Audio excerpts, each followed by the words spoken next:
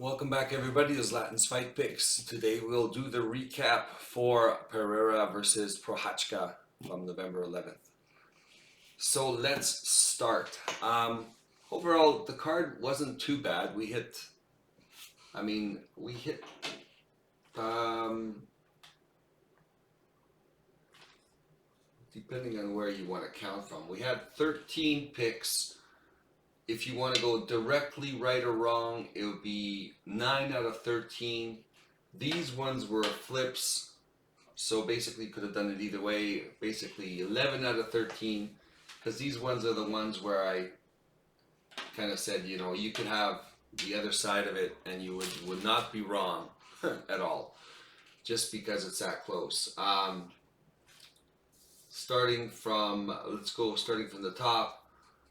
Rabeski minus 800. We said, well, you know what? That's unbettable unless you have him in a parlay. Even then, it's not even worth it for the amount of trouble you'll get possibly to ruin your parlay because of that. So anyways, Rabeski was the top pick. He easily beat what's that guy?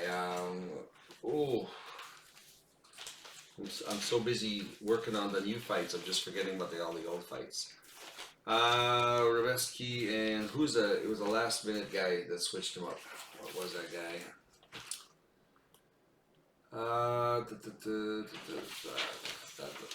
Obviously it's way back here. Roosevelt Roberts. I mean, Roosevelt Roberts has a couple of attributes of being so tall. He had a chance to knock him out. There could have been a huge upset by some lucky punch from distance or knee. But nevertheless, it wasn't that bettable. Minus 800. Next, I pick in confidence was Gordon, and Gordon ended up finishing Madsen.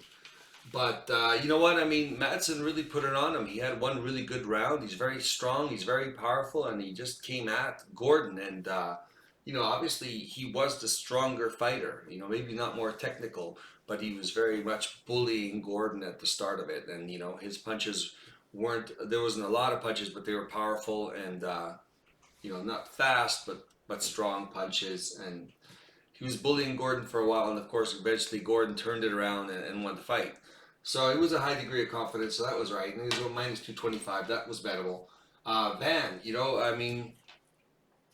Van had a phenomenal first round, and I think he got clipped at the end of that first round, and then I think he had an okay second round, and I think he got hurt in the second round. I mean, it looked like he was dominating the first round, and it looked easy. I thought, well, this is going to be a cakewalk. And then, of course, Boreas came back, and he ended up hurting him in the second round, and then Van turned it up in the third round and took it. It was a good back and forth. I mean, Van was, by far the more talented, well-rounded fighter, but Boreas did have, his moments. So both new guys, it was kind of hard. You really don't have a lot of tape on either one of them at this level, so it was nice to see it. So we'll know more next time. So that was another one that worked out well, and Van did well. Urseg, again, Urseg dominated the fight, but he definitely couldn't finish. And what's his name? He was the head. He was the prelim headliner. Ursig was, so he would be at the top here somewhere. Yeah, Costa. And Costa, made a good account of himself. He was definitely, out-talented, but Costa was very strong and very powerful, and Ursig couldn't finish him. So, and Ursig, imposed his will on him, and he held him up against the fence, and he bullied him a little bit, but he couldn't finish Costa. And Costa is very strong, and he's very powerful, and Ursig just couldn't find that finishing touch with this guy. So it was a reasonably close fight. It was dominating as far as the technical part of it was dominated by Ursig, but he just didn't dominate him physically. I think that Costa showed up, made a good fight of it, but Ursig is a fairly talented fighter. he's a good, sorry, he's a good talented fighter, but he's also very durable. He took a lot of good clean shots, and he walked through them. So to his credit. Moving on, Emmers. Well, as we had said before, Emmers is a super talented fighter. We just did not know which Emmers was going to show up, but I just had to put him up in the first leg of my parlay just because Bazooka, I just don't have, I don't know, I just don't think he's that good of a fighter. So for all of Emmers' liabilities, I don't think Bazooka's the kind of guy I can bet on. So he was in high probability as well. He came through. He quickly knocked him out in the first round. It was really easy. I think, Rebeski and Emmers had the fastest fights and the most dominant fights, and then Gordon, and then probably Ursig, and then probably Van in that order. So these guys were the most confident picks.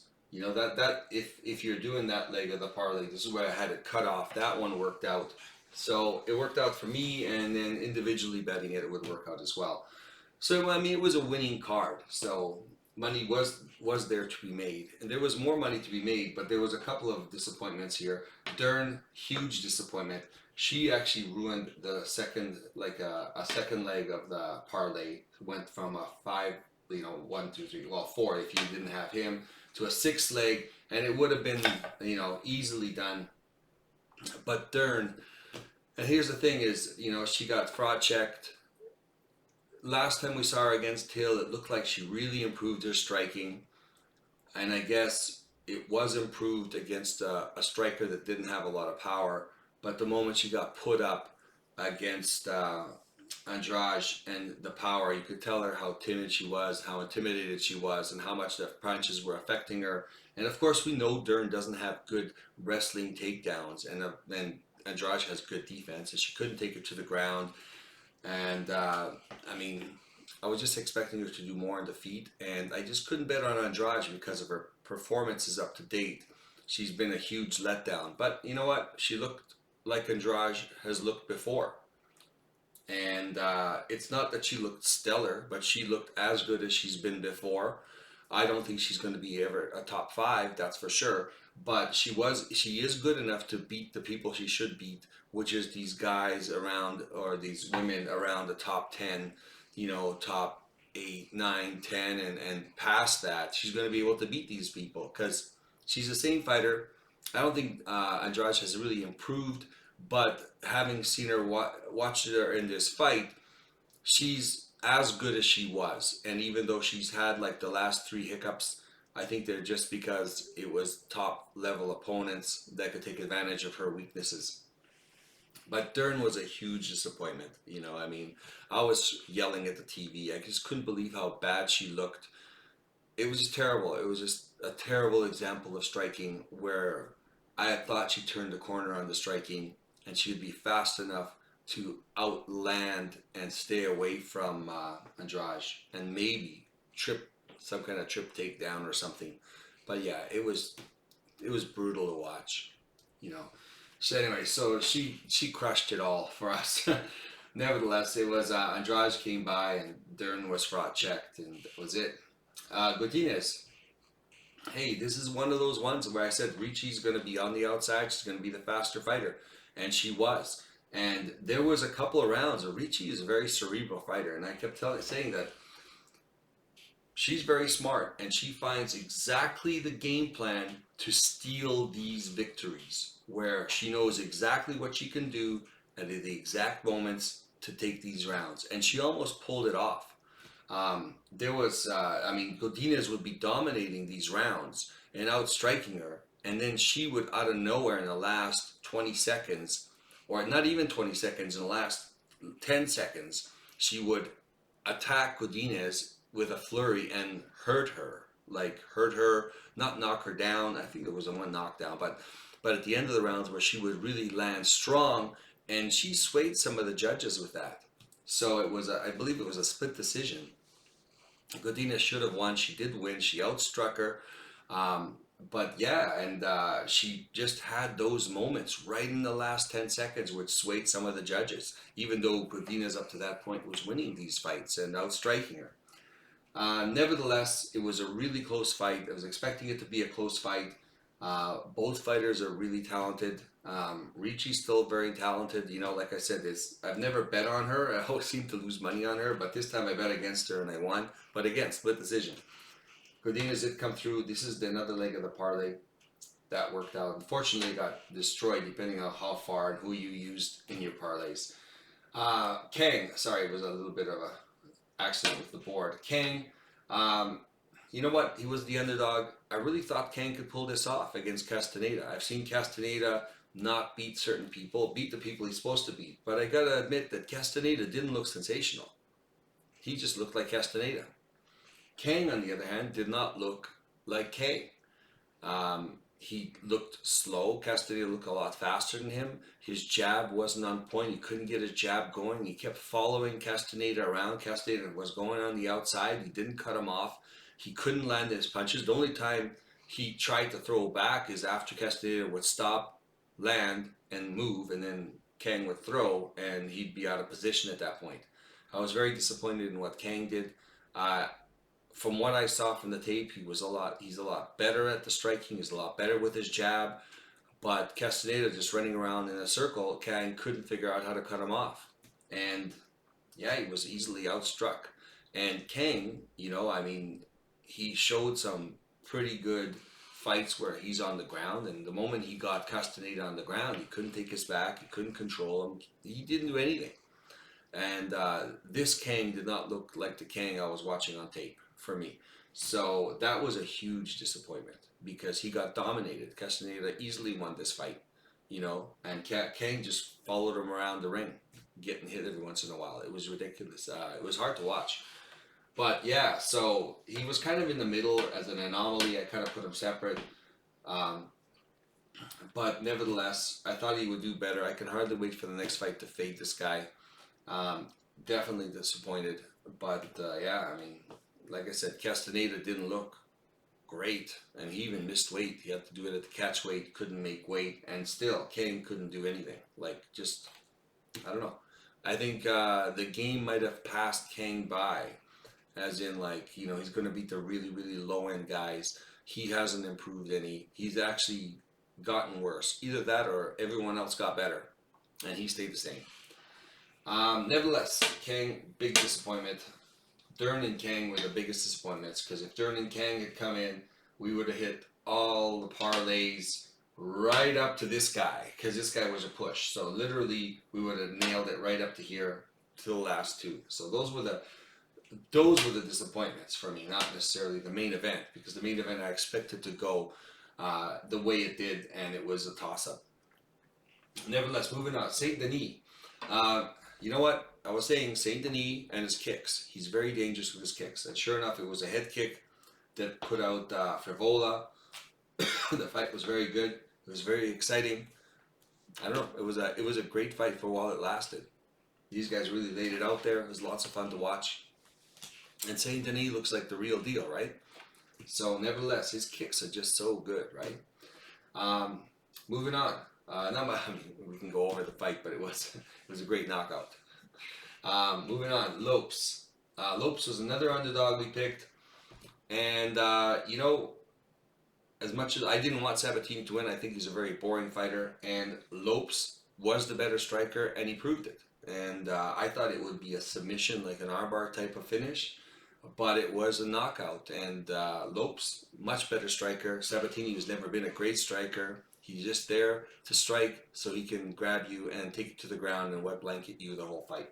Nevertheless, Lopes, exciting finish, well deserved, good on him. You know, nice to see these exciting fighters move up. That was correct. Again, we have like a 50+%, so we had like a toss-up where I said Sadikov or Borshev. You can pick either one, even though he's the underdog. And it was a draw. I mean, and it should have been a draw. It was fairly even. Sadikov won, I think he, what was it? He was losing the first round. Yeah, he lost the first round to Borshev because he was just standing there striking with him, and Borshev, of course, being a fantastic striker, almost finished Borshev in the second round.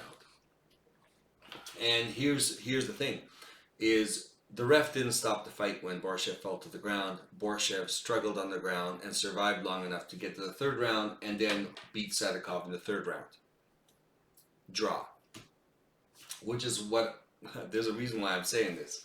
So that fight could have easily been stopped. If you go to the criteria of how they stopped the Prochazka Perieira fight, that fight should have been stopped right then and there, but it wasn't. It was led on. The person and Borshev recovered, and he actually saved the fight from a loss. It was a draw because he came back to win the third round. I knew it was going to be a close fight. I knew this guy was a better striker. Sadikov, I mean, he couldn't take him to the ground. He couldn't really hold him to the ground that long. It wasn't a dominant. That's not really his game. He wants to strike. I think Sadikov made some mental mistakes. Yeah, but I mean, he obviously knocked him down and almost knocked him out. So he's got some power. He's got some striking. The volume goes to Borshev. Maybe the power goes to Sadikov. But nevertheless, it was a draw and kind of expected. You could have picked that. In this case, you could literally pick either one. It would have been exactly the same outcome. A draw. Moving on. Again, one of those coin flips, Pavlovich Aspinall. And Pavlovich got knocked out. And here's the thing. I always thought that Aspinall could be the heavyweight champion, and I thought he would be the heavyweight champion. The only reason I picked Pavlovich as a slight lean on this fight is because I thought Pavlovich had momentum. And if you watch the fight, Pavlovich is the more aggressive guy. He actually had an opportunity to knock out Aspinall. He waited for his opportunity, and the first 1-2 big punch that got thrown was thrown by Pavlovich. And to Aspinall's credit, he was moving to his left. And as he was moving, he got hit with those two punches, but they didn't knock him out. 2 more inches on those punches where Aspinall's 2 inches closer, Pavlovich probably knocks him out with those 2 punches.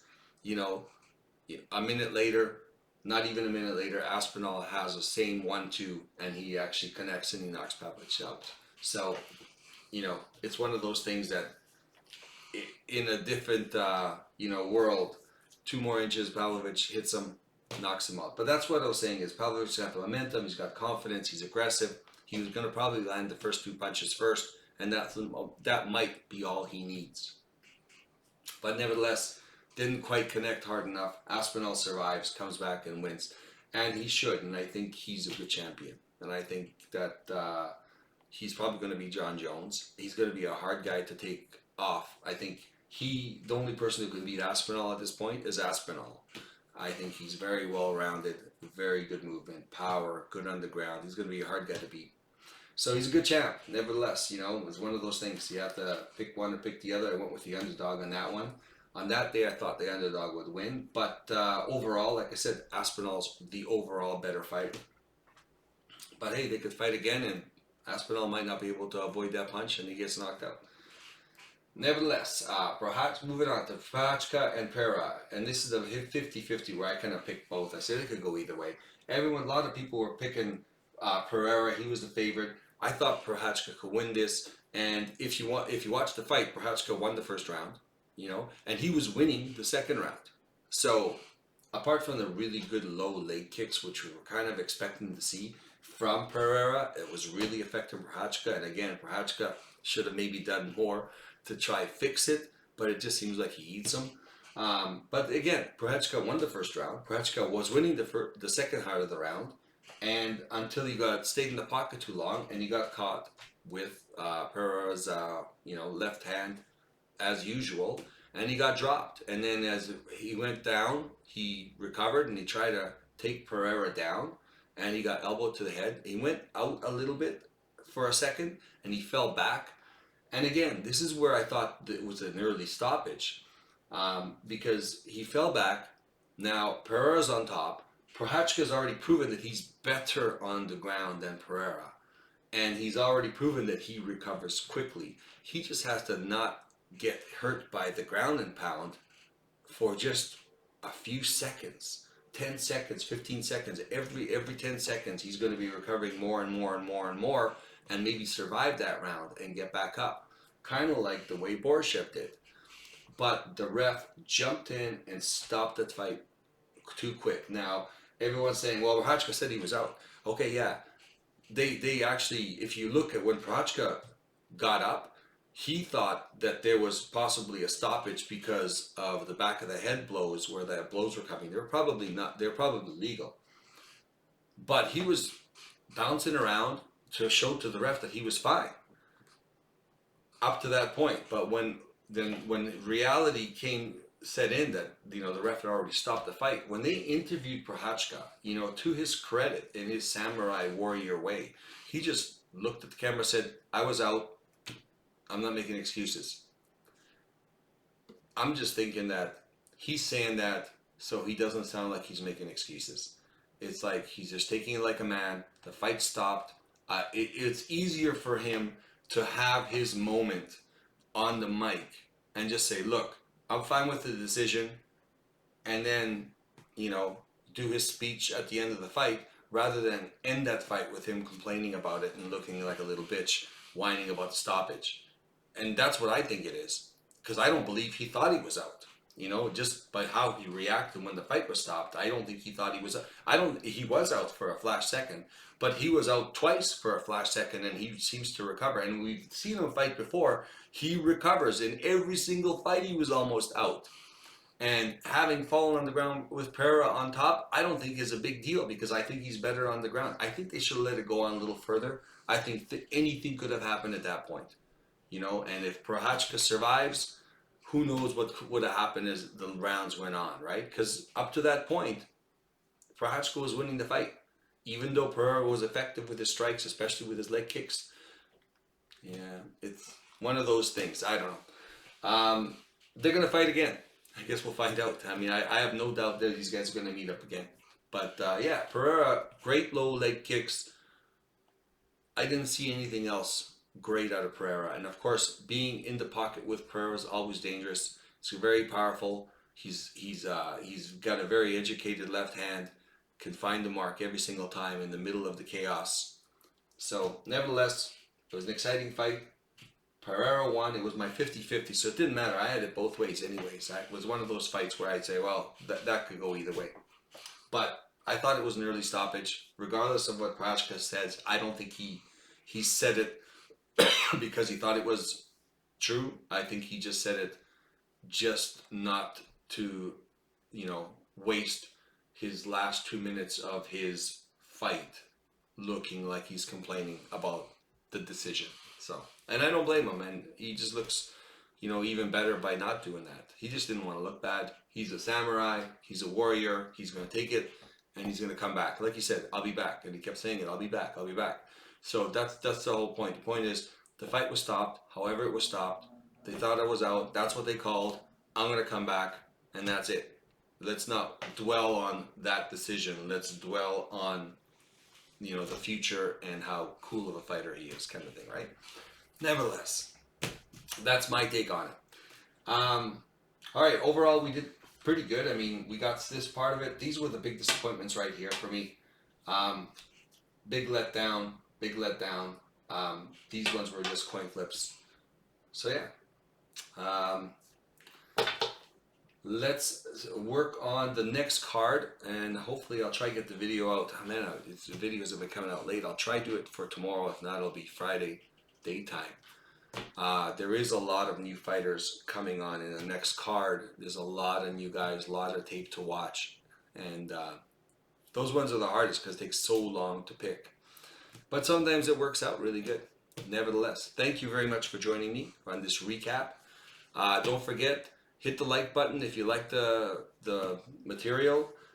Hit subscribe if you want to be notified when the next video comes out, and that way, because I'm not necessarily always in the same schedule, hit subscribe, it'll notify you. Share the video, and if you'd like to leave a comment, please do. It helps with the algorithm. Otherwise, thanks very much for joining me, and we will see you in the next couple of days for the next recap. Or not, sorry, in the next fight prediction. Thank you.